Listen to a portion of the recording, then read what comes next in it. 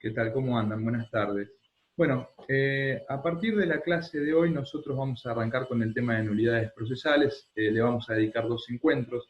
He decidido fragmentarlo justamente en 2 videos para que no sea tan extenso y nosotros podamos tener 2 videos más cortos que sean más fácilmente abordables por ustedes. Esta es una unidad o capítulo dentro del cuadernillo bastante extenso donde hay escrito mucho. Quizás esta clase en particular, desde lo metodológico, los ayude más que en otras para hacer un recorte y no marearse con todo el contenido que brinda este cuadernillo, justamente. A nivel introductorio me gustaría repasar o retomar algunos conceptos que dijimos en aquella clase presencial que quedó atrás en el tiempo ya, ¿no? A esta altura entiendo que ustedes ya por motus propio, pueden visualizar la importancia que tiene la prueba en el desarrollo de un proceso penal. El proceso penal no sería tal sin la existencia de la prueba. Y al mismo tiempo, como dije en ese encuentro, en todo lo que hace a la prueba es muy significativa la participación que tienen las fuerzas de seguridad, tanto en la recolección, en el recopilamiento de la prueba, como en la producción. Y a su vez, tanto en el inicio del proceso, como puede darse una prevención en caso de flagrancia de un delito, o en otras metodologías que involucran la participación de las fuerzas de seguridad en el inicio del proceso penal, o a través de sus distintas áreas y sus distintas divisiones durante el transcurso del proceso, convocarlo para que la Policía Federal realice peritajes informáticos. Existen muchas divisiones que prestan auxilio, colaboran a nivel probatorio con la justicia, ¿no? Entonces, uno no sabe bien dónde es que, en definitiva, cada uno de ustedes va a terminar prestando funciones, pero lo cierto es que a nivel general las fuerzas de seguridad guardan una relación muy estrecha con el desarrollo de la prueba. Y esto no es solamente lo importante, sino que lo más importante es que ustedes, al entender la importancia de la prueba en el marco de un proceso penal, no solamente se tienen que quedar ahí, sino que tienen que llegar a la premisa de, bueno, no solamente tenemos que recopilar pruebas, no solamente tenemos que examinar pruebas, sino que lo tenemos que desarrollar de la forma adecuada. De la forma adecuada para que esta prueba tenga validez. Este es el quid de la cuestión, este es el centro de la cuestión. Que el trabajo de las fuerzas de seguridad en el desarrollo de una prueba se haga de la forma adecuada y no de otra. Esa es la única forma de que sea útil para el proceso penal y es la única forma que el proceso penal pueda seguir avanzando en su desarrollo y en su objetivo final, que es justamente reconstruir el hecho a los efectos de determinar las posibles responsabilidades penales sobre el mismo. Entonces, para que nosotros podamos cumplir con esta máxima, con este objetivo, en tanto fuerza de seguridad, no solo tenemos que conocer los medios probatorios, sino también conocer cómo se hacen. Y además de conocer cómo se hace, saber qué pasa si se hace mal. A eso nos vamos a dedicar en la clase de hoy y en la clase de mañana. ¿Qué pasa si nosotros hacemos mal nuestra función en el desarrollo de una prueba? Naturalmente, vamos a ir poniéndole un poco más de cuerpo a la respuesta a esta primera pregunta, pero me gusta pincharlos o movilizarlos desde lo humano antes de arrancar esta clase. Fundamentalmente, ustedes tienen que tener en cuenta que todo lo que se puso en juego antes de haber metido la pata en el desarrollo o en la elaboración de una prueba, todo lo que se pudo haber cumplido en el proceso penal puede quedar afectado en su validez justamente por ese defecto, por ese vicio, por haber trabajado mal.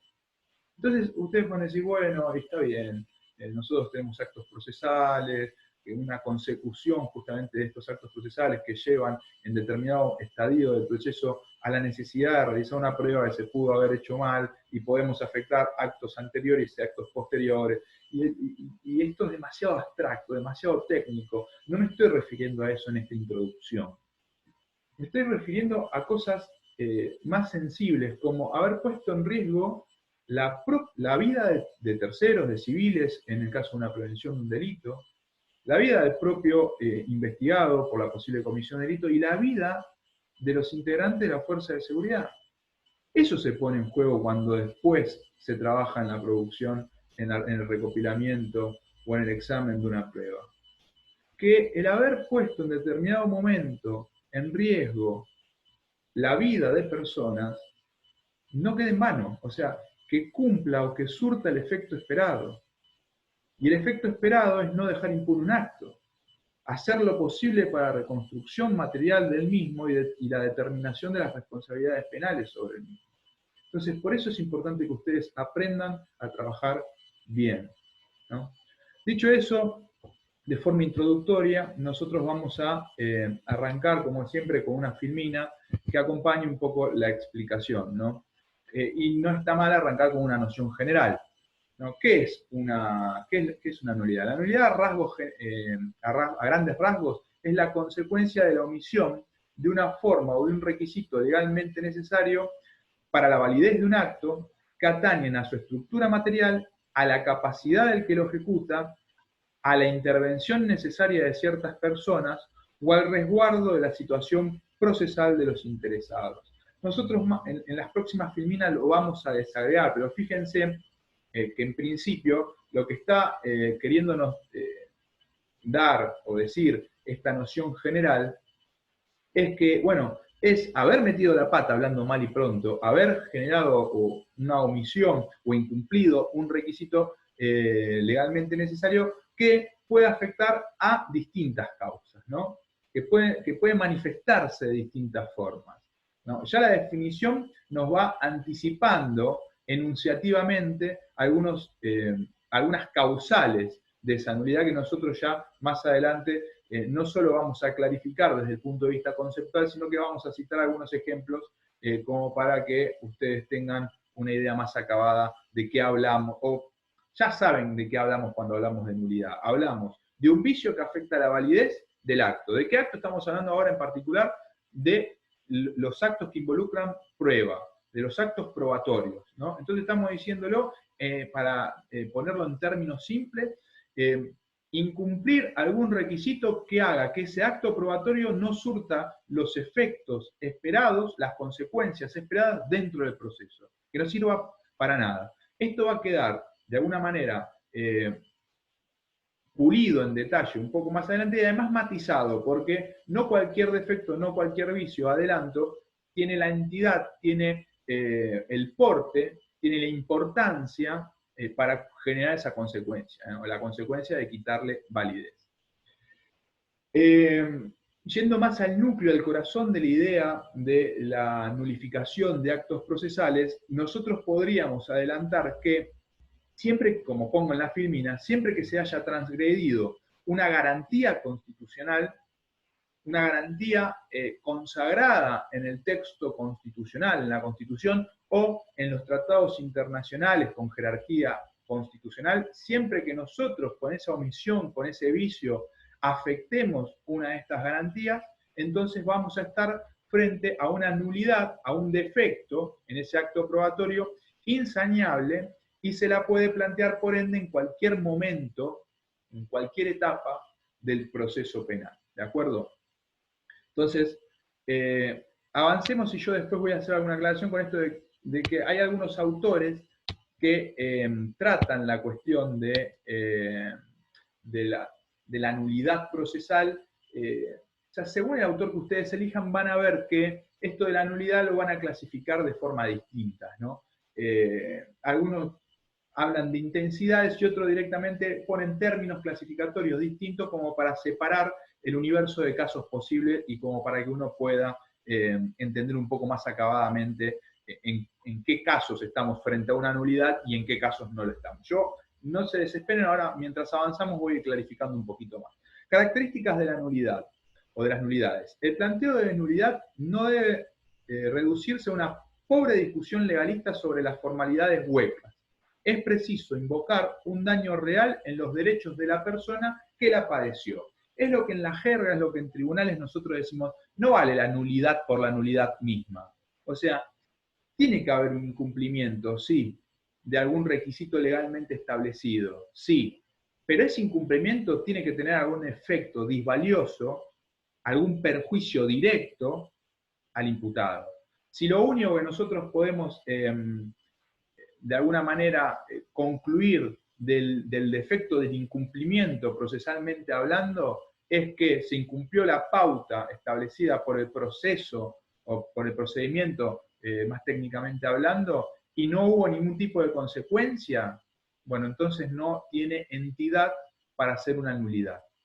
Entonces se queda como un mero incumplimiento, pero no basta para quitarle la validez como acto procesal. Sí, hubo un defecto formal, pero como no generó ninguna consecuencia, bueno, entonces no alcanza para ser considerada como una nulidad y por ende privarla de su validez.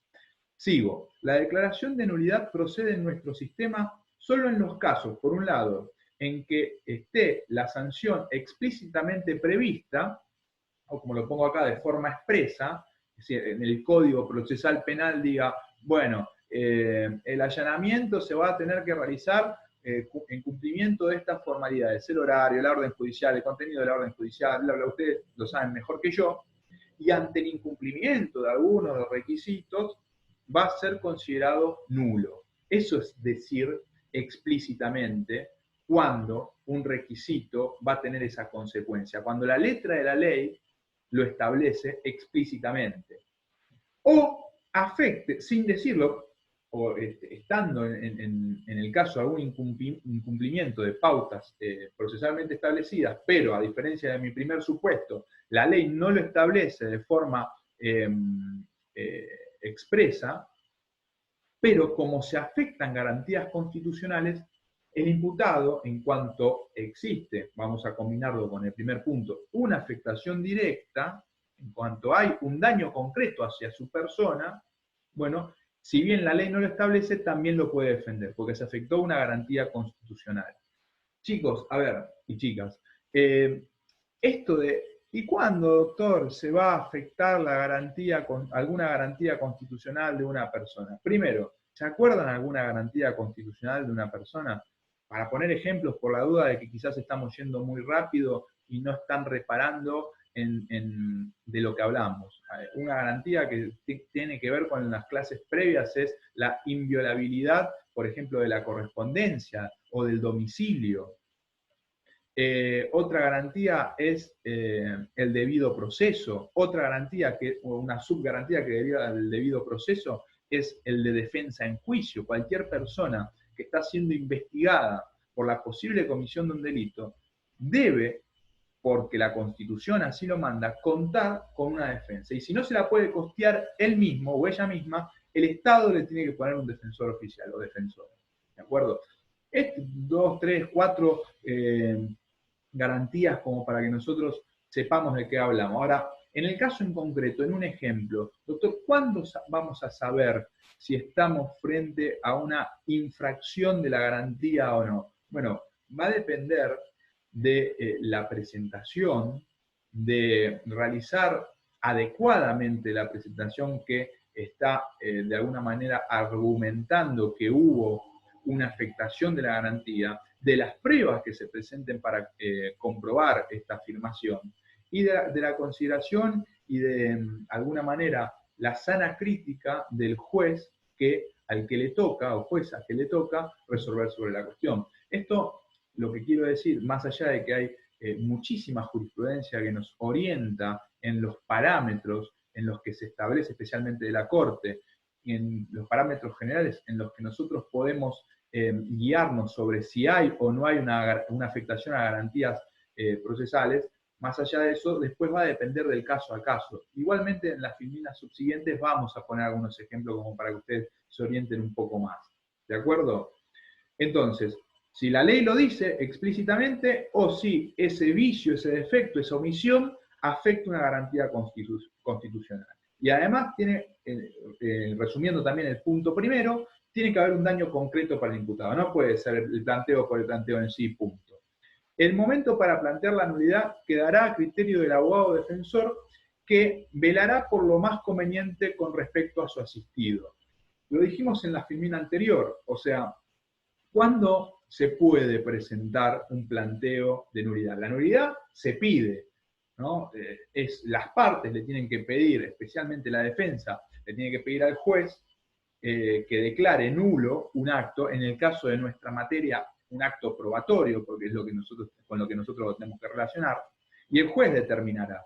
Pero ¿en qué momento puede el defensor plantearlo? Bueno, en cualquier momento del proceso. Va a depender, insisto una vez más, del caso a caso, si le conviene hacer la presentación en el momento en que verifica la posible existencia de una nulidad o más adelante. Esto tiene que ver con la estrategia, con la teoría del caso que plantee el defensor en el desarrollo, en el desarrollo de su actividad defensista, ¿no? Por ejemplo, no es lo mismo tener a una persona o asistir a una persona que está privada de su libertad que si está de alguna manera acompañando el proceso penal afuera, en su casa, en libertad. ¿Por qué? Porque en tanto la persona se encuentre con prisión preventiva hay una urgencia mayor porque de repente se terminen de resolver algunas situaciones a los efectos de ver si llegamos al juicio lo más rápido posible o si el proceso penal puede quedar obturado en determinado momento para que esta persona recupere su libertad. Y esto en realidad son las reglas del juego, no hay nada ni ilegal ni inmoral en lo que nosotros estamos afirmando. Muchas veces el defensor se guarda el planteo de nulidad. Acuérdense de que la nulidad, en definitiva, lo que tienen que buscar tanto el Ministerio Público Fiscal como fuerzas auxiliares de la justicia en el desarrollo, en la producción de pruebas, es hacer las cosas adecuadamente. Después que el defensor apele a estrategias para justamente invalidar determinados actos, para terminar la frase, eso es una de sus herramientas. Las cosas se tienen que hacer adecuadamente.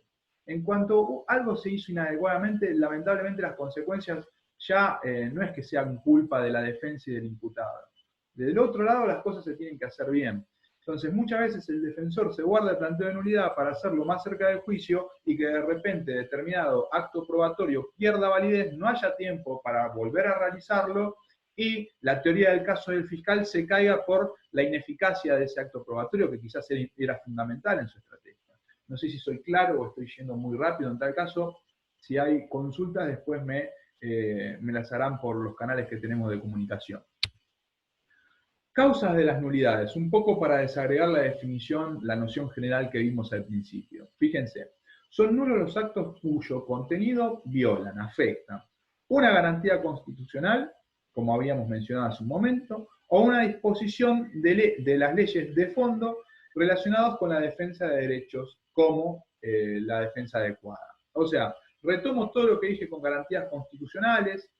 Hay leyes en particular también que la procesal, o sea, el Código Procesal es por naturaleza la forma más acabada de darle cuerpo a garantías constitucionalmente constituidas, consagradas. Pero también tenemos otro tipo de leyes que tienden de alguna manera a darle más contenido a las garantías y a los derechos que están establecidos en el texto constitucional. Acá yo pongo entre paréntesis un ejemplo para poder bajar, para que no sea tan abstracta la explicación, quizás de todo lo que estamos viendo o que fuimos viendo hasta ahora, esto es lo más jurídico que ustedes van a ver. Y lo vemos por el hecho, insisto, de la relación directa que tiene con el quehacer probatorio de las fuerzas de seguridad. No porque queramos meter un montón de contenido jurídico y que no tenga nada absolutamente que ver con su formación. Pero acá entre paréntesis pongo un ejemplo como para que ustedes desabstraigan un poquito y lo lleven, lo pongan, podamos llevarlo un poco más a ejemplos terrenales, ¿no?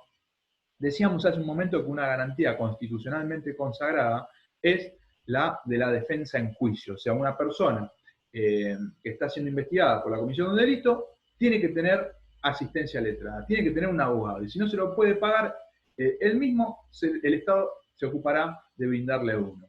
Eso se llama derecho de defensa en juicio, o es la manifestación más importante de esta garantía, de la defensa en juicio. Ahora, hay varios fallos de la Corte Suprema de Justicia de la Nación en donde dice, no solo tiene que la persona que está siendo investigada tener una defensa, sino que además la defensa tiene que ser adecuada. Y si se puede cotejar que la defensa no fue o no trabajó adecuadamente, entonces todos los actos que se realizaron en los que estuvo involucrada la ineficaz defensa ejercida van a ser inválidos, ¿no? Esta es una de las causales. Entonces, esperen, vamos a poner un ejemplo concreto. Lo notifican de una condena a un imputado, pero en vez de notificarlo, el caso es Silingo, en vez de notificarlo directamente al imputado, lo notifican a la defensa y la defensa, en vez de apelar o de seguir la vía recursiva a los efectos de revertir, no lo hace. Entonces hay una negligencia en no corroborar cuál es el deseo, cuál es la voluntad de la persona que está siendo afectada por esa sentencia, por esa condena, ¿no? Entonces hubo fallos de la Corte y me dijeron, no, en este supuesto no hubo una defensa técnica adecuada, el acto le quitaron validez, el acto procesal, en este caso no es probatorio, es estrictamente procesal, quitaron validez y permitieron recurrir a través de una nueva defensa. Pero fíjense, no solamente una defensa en juicio, sino la adecuada. Y si esto no existe, entonces el acto procesal involucrado es nulo, no tiene validez y se retrotrae la situación. Insisto, vamos dándole cuerpo a ustedes, no quiero que se pierdan, por eso dividí, yo sé que esta es una clase con un tema un tanto complejo, por eso dividí esto de nulidades en dos bloques. Cualquier consulta que vayan teniendo, me lo van a ir dando. Y más allá de los pormenores que nosotros vamos viendo, que siempre van a tener la posibilidad de cotejarlo tanto en el cuadernillo, en este video, quédense con las grandes premisas que voy mencionando, ¿no? Quédense con los grandes rasgos, con que las nulidades son la omisión de determinados requisitos, y si yo omito esos requisitos, el acto, en el caso de nuestra materia probatorio, va a ser inválido. Entonces, después le van a poder dar un poquito más de contenido al momento del estudio, pero no hace falta que lo tengan todo a flor de piel desde el vamos. Yo sé que es un tema un poco más complejo. Fíjense otra de las causales de nulidad. Los actos que violan las formas esenciales del juicio. Esto sí tiene que ver con lo probatorio. En la etapa del juicio, las testimoniales, por ejemplo, tienen que ser orales. Así se permite a las partes participar, valga la redundancia, del acto procesal, en este caso medio probatorio, la testimonial, que se desarrolla y se permite el control de las partes, ¿no? Hay muy pocas excepciones, siempre o en muchos casos dan lugar a tensión, porque, por ejemplo, un testigo que en la etapa de investigación se le tomó testimonial, se hizo el acta correspondiente, naturalmente se lo iba a citar a la etapa de juicio, pero lamentablemente fallece. Bueno, ¿qué hacemos con esa testimonial? No queda otra que hacer una lectura del acta que se tomó en la investigación. Hay excepciones a este principio de oralidad en las testimoniales. Quizás ahí me quedó corto con poner nada más que oralidad, tendría que haber puesto oralidad en las testimoniales. Pero en principio lo que nos manda la ley es que las testimoniales en la etapa del juicio tienen que ser orales. Entonces, si yo intento realizar una testimonial en un juicio a través de lectura de actas, bueno, esto es nulificante. Esto, a pedido de la parte interesada, puede ser declarado nulo porque el procedimiento así lo establece por el juez.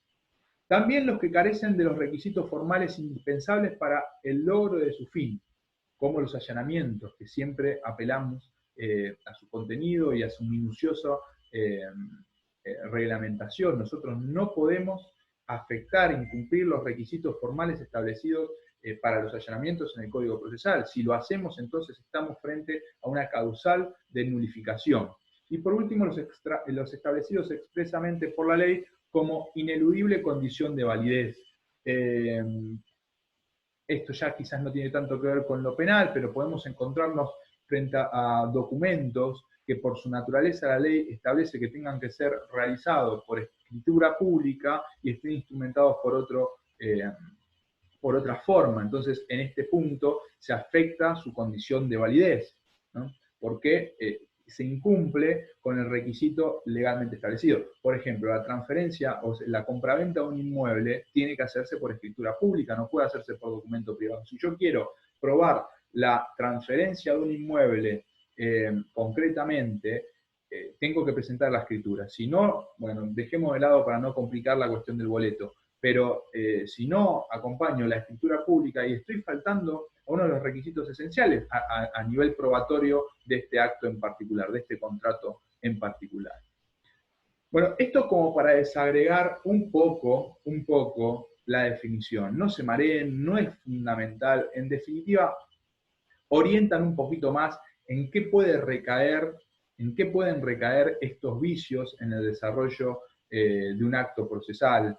Les da un poquito más de cuerpo. No se mareen. Fundamentalmente, me alcanza con que ustedes tengan en claro que los que están establecidos por el Código Procesal y los que afecten a garantías constitucionales, ese tipo de vicios, bueno, son en principio causal de nulidad. Y en este punto yo quería comentar, quizás, a ver, bien, sí, no está mal que lo haga ahora. Hay algunos autores que de alguna manera separan lo que son nulidades de meras irregularidades procesales. Porque, fíjense, la nulidad, en definitiva, como lo vamos a ver en la última filmina, priva de su validez al acto que ha sido declarado de esta naturaleza nulo y retrotrae el proceso penal al momento en el que ese acto se realizó. Es decir, se tiene que hacer todo de vuelta. Mientras más originaria o más en el inicio del proceso tengamos la nulidad, más actos procesales se pueden afectar. De ahí la famosa frase de, bueno, el expediente volvió a foja cero, ¿no? Porque quizás la nulidad que se declaró es desde el momento inicial de la causa, desde la prevención, y afecta todo lo que se realizó después, ¿no? Mientras más esté retrotraída en el tiempo, más actos procesales de nuestro proceso se van a afectar. Pero más allá de las que tengan entidad como para ser declaradas nulidades, hay algunos defectos que, como le dije hace un rato, realmente o por no generar un perjuicio directo, concreto, un daño efectivo al imputado, o por no tener la entidad suficiente como para afectar una garantía constitucional, son meras irregularidades que pueden ser subsanadas y que no van a afectar de validez a todo el proceso. La intención del proceso es avanzar hacia su objetivo, que es la reconstrucción del hecho. Si nosotros, como dice Claria Olmedo, un procesalista penal muy importante, muy reconocido, si nosotros le diéramos esa rigurosidad al incumplimiento de todos los actos procesales, sería imposible poder desarrollar, avanzar, evolucionar en el proceso penal. Entonces, por eso, y Claria Olmedo lo que hace es diferenciar al clasificar nulidades por un lado e irregularidades procesales por el otro, que tienen una entidad distinta. La nulidad, en definitiva, depara la invalidez del acto, y la irregularidad puede ser o dejada de lado, es decir, no hacer absolutamente nada porque no afectó nada, o ser subsanada y continuar con el proceso sin afectar la validez del propio acto y de los actos relacionados con ellos, ¿no? Por eso, estas dos filminas van a tener un poco más de sentido si ustedes tienen en claro esto. No cualquier defecto que se produce en el marco de un proceso penal va a deparar la nulidad y por ende la invalidez del acto. Tiene que tener determinada, una vez más lo digo, entidad. La presencia del magistrado, bueno, la función del juez con relación a las nulidades, ¿no? Y con relación a lo que acabo de introducir. La presencia del magistrado como sujeto y presupuesto del proceso, ¿no? Tiene que estar sí o sí, garantiza la observancia del trámite indicado, debido proceso, ¿no? Esto es la garantía del debido proceso constitucionalmente consagrada. El juez es el árbitro fundamental del cumplimiento de esa garantía, indicado por la ley. Y el debido engarce en sus sucesivos actos y etapas. Es un poco el titiretero del proceso penal. Siendo que debe depurarlo de irregularidades, vicios y errores, haciéndolo inmaculado. En esta obligación del juez de depurarlo de irregularidades, vicios y errores, haciéndolo inmaculado, que quiere decir que en definitiva el proceso cumpla con la máxima del debido proceso, no como dice Vidar Campos, no cualquier proceso, sino el debido, bueno, las herramientas que va a utilizar es esta clasificación de si lo que pasó, si el vicio que se cometió afecta lo establecido por el Código de Procedimientos o afecta una garantía constitucional, entonces nulo y volvemos para atrás. Y si no tiene esa entidad y si no tiene ese porte, bueno, o lo subsanamos o avanzamos. ¿Se entiende? El juez va a ser el que en definitiva, a través de su criterio y lo establecido por la Constitución y por el Código de Procedimientos, va a tener, va a tener la potestad de poder ir de alguna manera garantizando de que el proceso sea justamente el adecuado, el debido, ¿no? Efectos de la declaración de nulidad. Bueno, en el caso de que el juez, en esa obligación de depurar, de garantizar el debido proceso, entienda que nos encontramos frente a un supuesto en donde sí o se incurrió en alguna de las causales establecidas por el Código Procesal o se afecta una garantía constitucional, bueno, el pronunciamiento, lo dicho ya varias veces, el pronunciamiento modificará la estructura de su desarrollo normal progresivo, o sea, en vez de permitir continuar, lo va a retrotraer al momento en el que se produjo ese acto. Todos los actos derivados, esto está muy relacionado también a la teoría del fruto del árbol venenoso que ya hemos visto, ¿no? Se retrotraen, insisto, al punto de inicio en donde se resuelve este planteo, esta incidencia, ¿no? El planteo de nulidad articulado por algunas de las partes. Bueno, a ver, en esta explicación que nos ha llevado unos minutos, nosotros hemos visto lineamientos generales de nulidad. Todavía no lo hemos relacionado de forma directa, más allá de algún que otro ejemplo, con lo que tiene que ver con el desarrollo de medios probatorios en particular.